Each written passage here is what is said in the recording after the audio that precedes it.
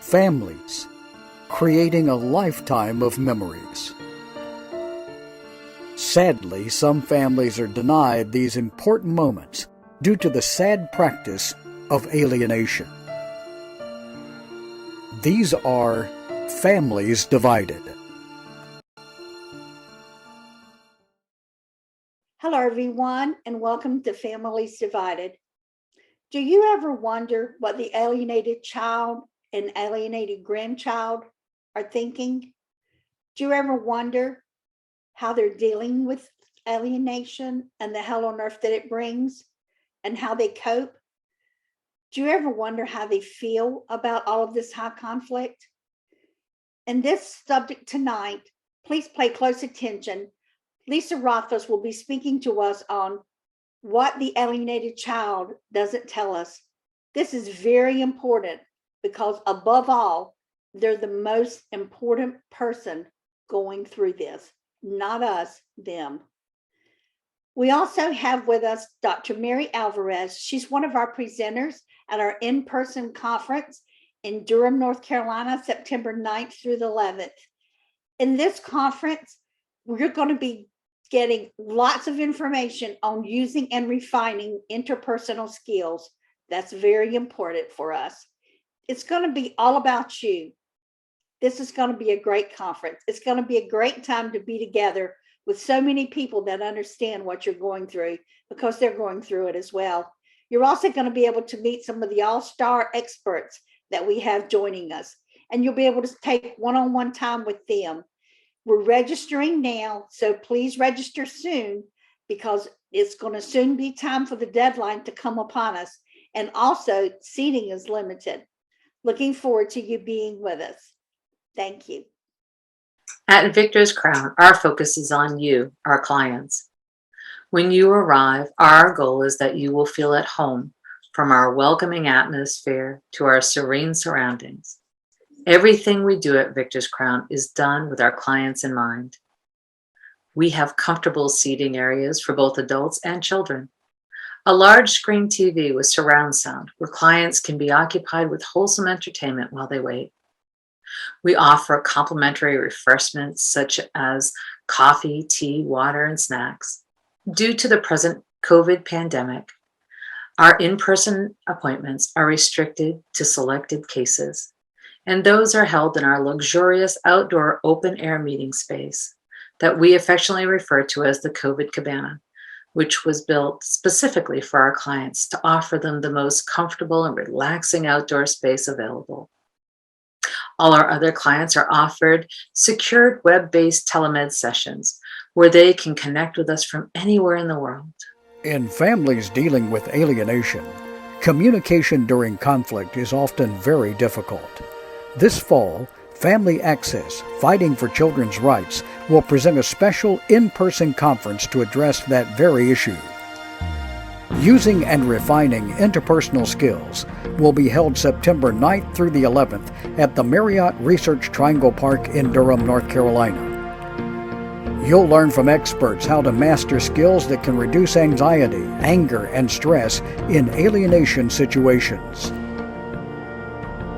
Join Event Director Elaine Cobb, the founder and president of Family Access Fighting for Children's Rights, and conference moderator Dr. Colleen Murray as they present a lineup of highly respected experts, including keynote speaker Dr. Jeffrey Gardier, plus presentations by Bill Eddy, Megan Hunter, Dr. Mark Mosk, Dr. Mary Alvarez, Dr. William Burnett, Dr. Sue Kornbluth, Shazia Sparkman, and Lisa Rothfus. Mark your calendar now, September 9th through the 11th, for Using and Refining Interpersonal Skills, hosted by Family Access Fighting for Children's Rights, Steel Partners Foundation, and PASCA, Parental Alienation is Child Abuse. Visit familyaccess.info for more details on the conference and secure your attendance. Seating is limited.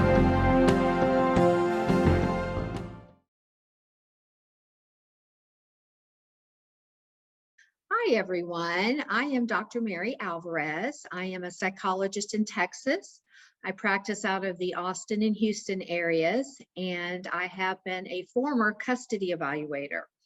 And as such, I was involved with parental alienation in high conflict families in which parental alienation was being used as a tool or a mechanism to win custody, change custody, and things of that nature. So I have been involved with the very worst of parental alienation situations and have seen firsthand the devastating effects on children, on families, and especially on the target parent, the parent for whom the alienation is targeted at that person and they struggle tremendously. And so I am excited to present in Durham this fall a presentation concerning self-care, because it's often overlooked for the target parent. All of their energy, all of their resources are going towards the legal case and towards fighting against allegations of parental alienation or abuse is more likely. So self-care comes into the equation because target parents are already stressed. And if they're not taking care of themselves, it's harder to be involved in a legal case. It's harder to promote a defense against allegations of abuse and allegations as to why you're not the fit parent and why you need to be marginalized in the child's life.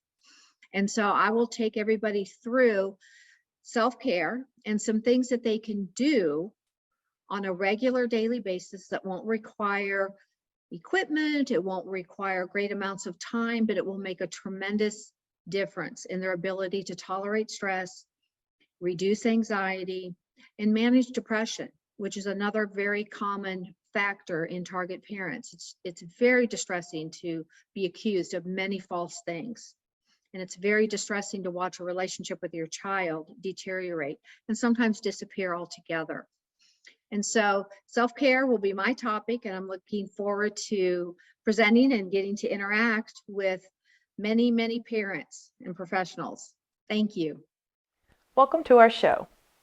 Today I want to talk to you about what alienated children and children in high conflict families can't tell you. My name is Lisa Rothfus, and I'm a psychotherapist here in Austin, Texas. I have 35 years of experience working with children and families, and I specialize in working with high conflict families and reunification therapy. I've spent many hours in my office talking with children who live in high stress, high conflict family environments, and many who have been mildly, moderately, or even severely alienated from a parent for many years. But what they all have in common is that they all suffer from living in the war zone. And when I say to them, it's like living in a war zone, they all nod their heads.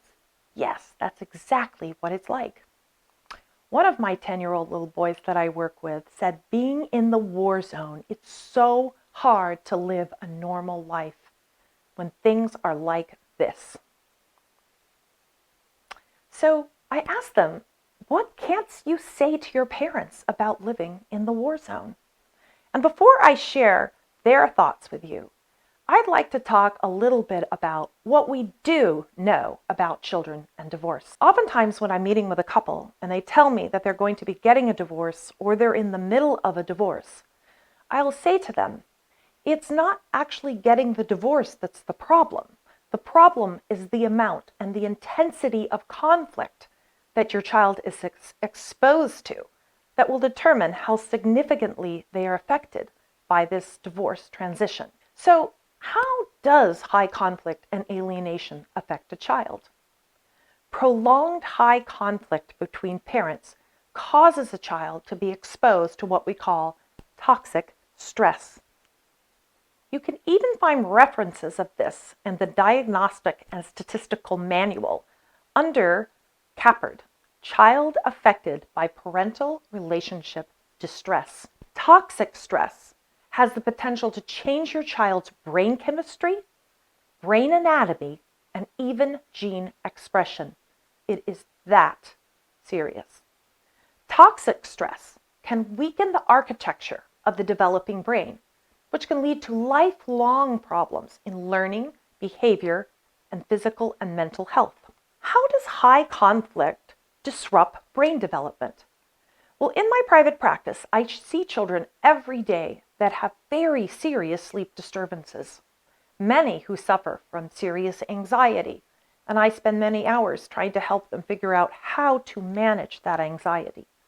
Children who suffer from depression, self-harm, even suicidal thoughts. And many of these children have conduct disorders. They don't know how to get along well with peers in school, with teachers, with other adults. They have difficulty forming close peer relationships. And many of them, because they have never seen it, do not know how to manage emotions very well. And they're much more prone to illness, such as headaches and stomach aches.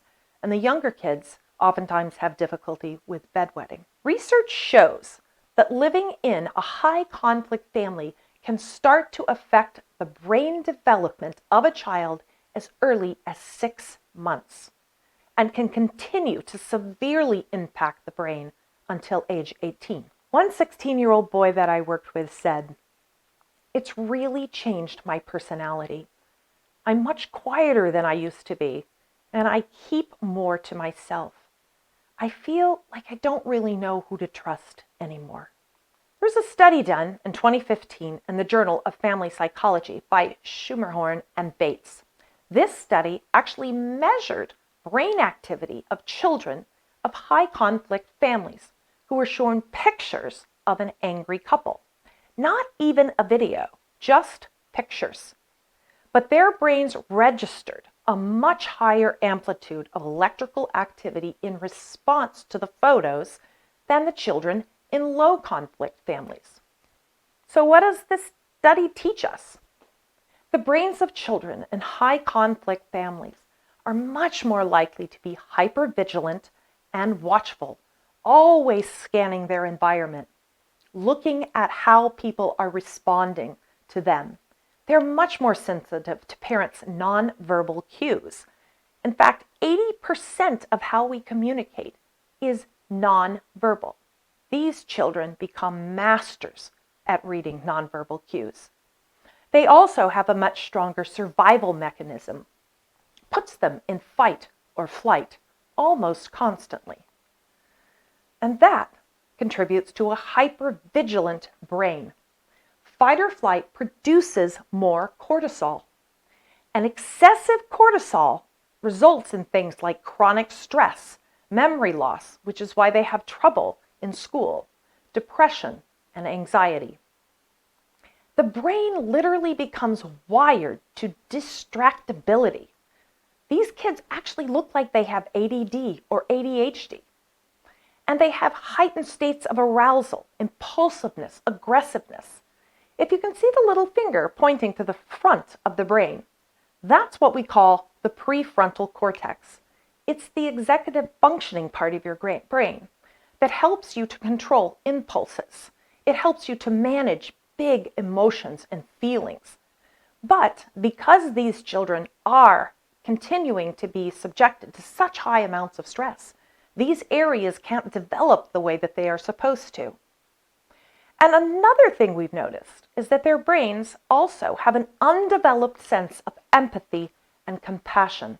One 13-year-old boy who I've been working with recently was in my office talking with me, and he'd been having a lot of difficulty in school. And he said to me, "There's this one girl in my class, and she's always crying and whining about her problems.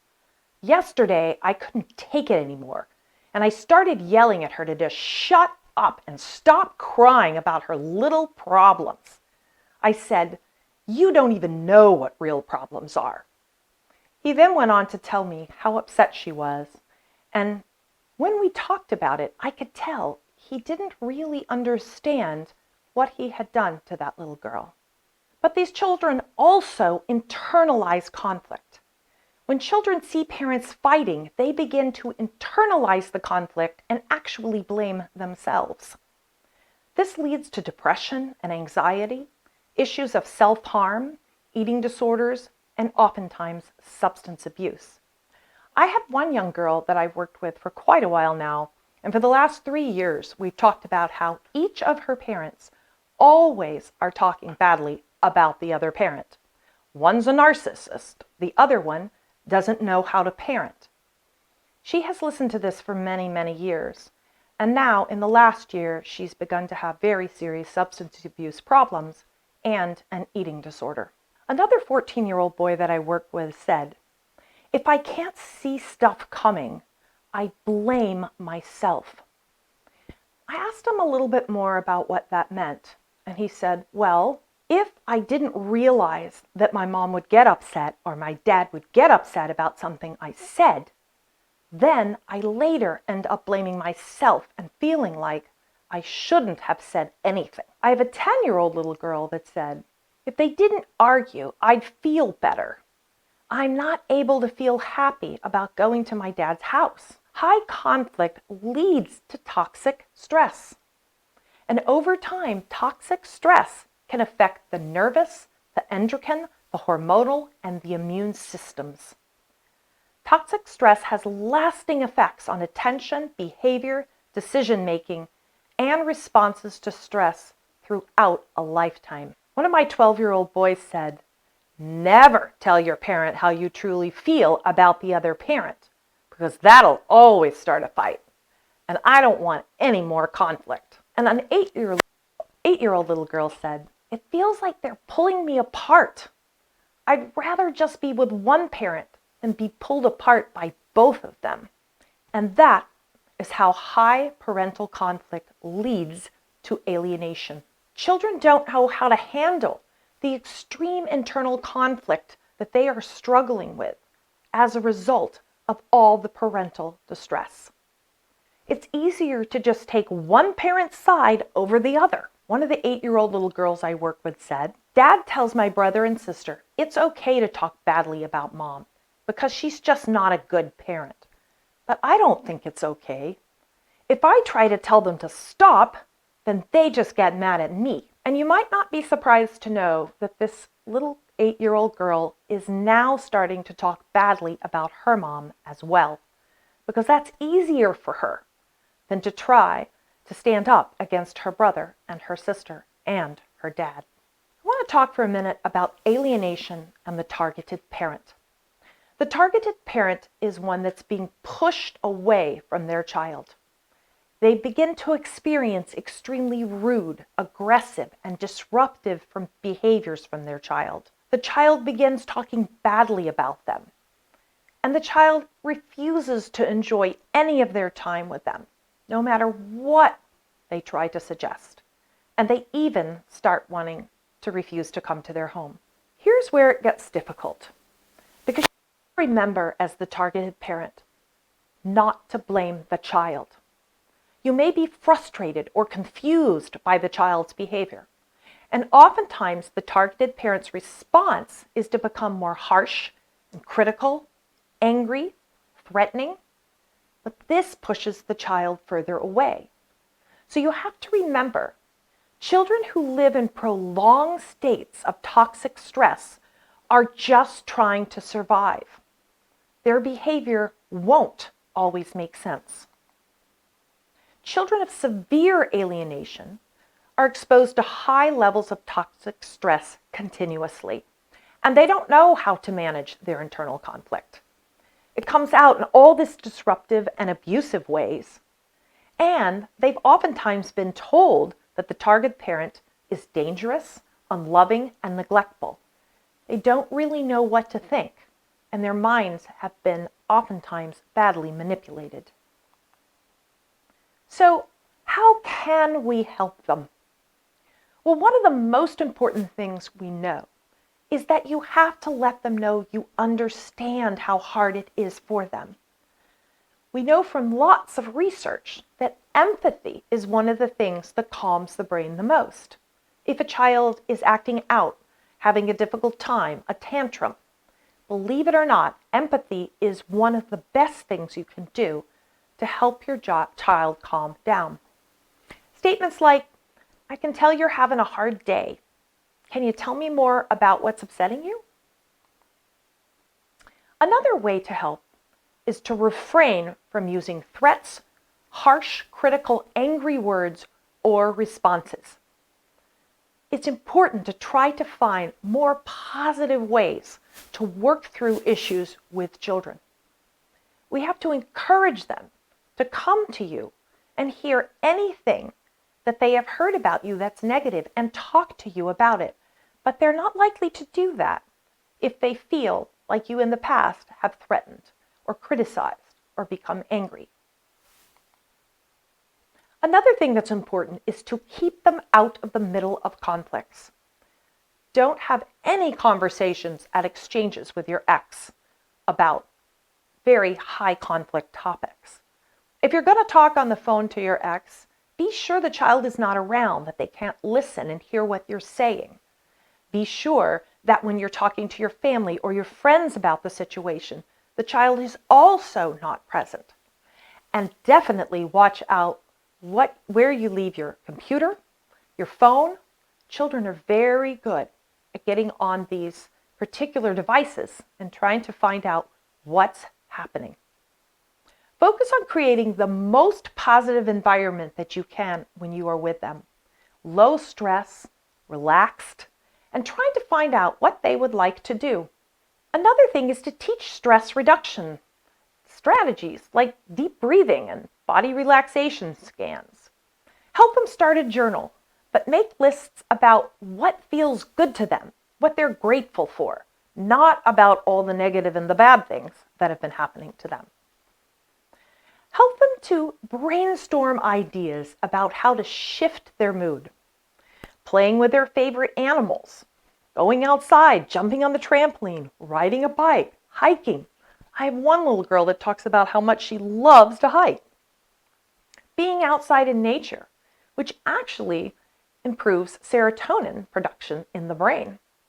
Or listening to great music, playing some games. All of these can help a child shift their mood when they're transitioning back to your home or they're having a very difficult day. And finally, I want to encourage you to stay on top of your parenting game. There's never been a more important time for you to understand the best ways to parent your child than when you are going through a very difficult situation like this. Focus on building a positive relationship with them every way that you can. Being careful not to threaten, criticize, argue. Keep stressors low when they're with you so they will enjoy their time with you. And remember, when they're acting out, remember what they've gone through and what it's like to walk in their shoes. Thank you for joining me. And if you're interested in learning anything more about my practice or reunification therapy, please visit my website, lisarothfus.com. There you'll find a lot more videos, articles, and even information about the 4-day intensive reunification therapy program I offer for children who have been severely alienated. Hello, everyone. I'm Elaine Cobb. I'm founder and president of Family Access Fighting for Children's Rights. I'm also the executive producer and host of Families Divided TV. We're now almost halfway through the year of our first year of having Families Divided TV.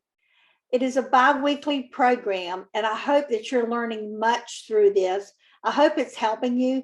I hope you're able to get support and knowledge and understanding. Some of you have emailed us. You didn't even realize what was happening in your family. You didn't have any clue that it had a name, and yet it does, alienation. So please tell others about us. Please continue to watch them, all of our segments that we have. If you miss a segment, please go to our YouTube channel. It's listed at the bottom of your screen here, our address for our YouTube channel. Also, please subscribe to our YouTube channel. It doesn't cost anything for you, and we're able to get you notifications as soon as we add new things.